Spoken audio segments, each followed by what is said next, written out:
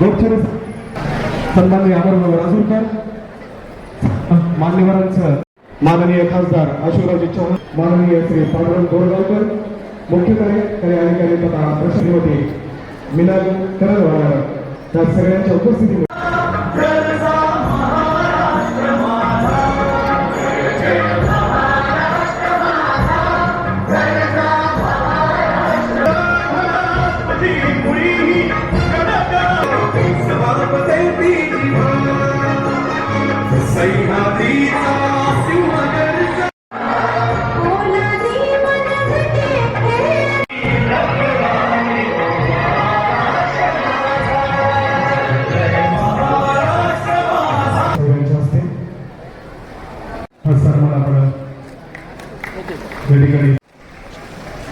राष्ट्रवादीचे तालुकाध्यक्ष देशमुख सर यांचं स्वागत असते.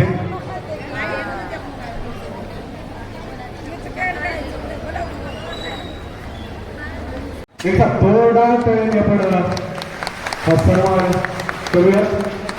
राजूरकर साहेब आणि त्यांच्या सोबतच बसलेल्या श्रीधरताई चव्हाण.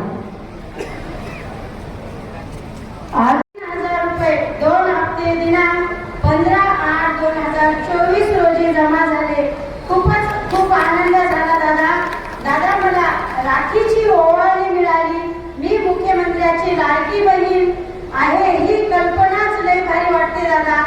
मलाच काय पण महाराष्ट्रातल्या तमाम लाडक्या बहिणींना थोड्या वेळासाठी का होईना स्वावलंबनाचे महत्त्व कळाले, स्वाभिमान काय असतो ते कळाले.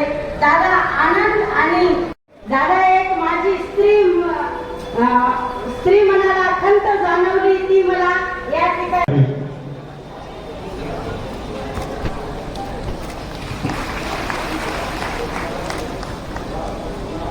हे प्रमाणपत्र स्वीकारायचं आहे.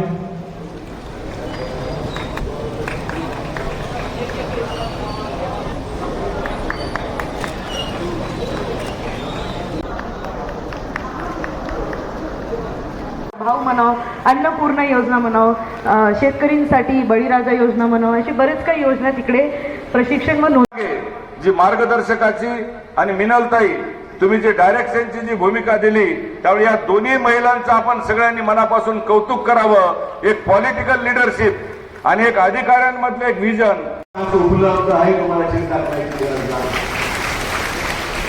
एवढं सवय 3000 रुपये तुमच्या करता ती बळणीमध्ये ठेवा, बँकेत ठेवा, कुठे ठेवा पण सुरक्षित ठेवा. ज्यांना नवीन बचत गट स्थापन करायचे त्यांना सुद्धा मी मदत करायला तयार आहे. मी काही कोणी आपल्या सांगू इच्छितो. बचत गटाची योजना लागू आहे. तुम्हाला बचत गटाचं खूप काम करता येतं. आपल्याला माहित आहे 10 वर्षापूर्वी या देशामध्ये नरेंद्र मोदीजी पंतप्रधान झाले आणि या 10 वर्षात महिला सक्षम झाल्या पाहिजेत, स्वतःच्या पायावर उभ्या राहिल्या पाहिजेत, त्यांना कोणाच्या पुढे हात पकडायची गरज असता कामा नये. यासाठी मोदीजींनी सर्वात जास्त निर्णय कुणासाठी घेतले असतील तर ते महिलांसाठी या निर्णय घेतले. पंतप्रधान झाल्याबरोबर या आमच्या बघितलेला चूल आणि मूल यातून बाहेर काढायचं. आमची महिला दिवसभर राबा लागते, शेतामध्ये काम करते, कुठे घरकाम करते, मोलमजुरीला जाते आणि संध्याकाळी घरी पुंगडी घेऊन चूल फुगत आहे. गुल्या काढत्या पावसाळ्यामध्ये, थंडीमध्ये वाचल्या काढतात आणि तो सगळ्या झोप पोटामध्ये घे. तो छातीत जायचा, डोळ्यात जायचा, फुफ्फुसामध्ये जायचा, वेगवेगळे आजार आपल्याला व्हायचे. भगिनी आमची आई याचा चूल फुगणार नाही. ती कुठे ढोल पोटा घेऊन छातीत घेऊन ती आजारी पडणार नाही.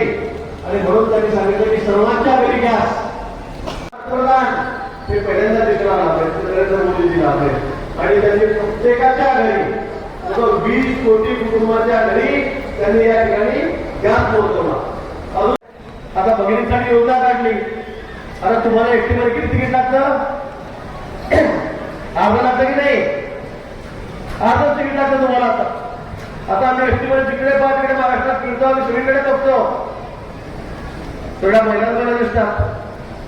म्हणजे एसटीमध्ये 60 लोक बसले असतील तर 50 महिला असतात. माणसाचं कामच ठेवलं नाही तुम्ही. कुठे लग्नाला जायचंय, आम्ही घरचे माणसं बोलता जाऊन येतो. कोणाकडे मौत झाली आहे, दारा बसत जायचंय, जाऊन येतो.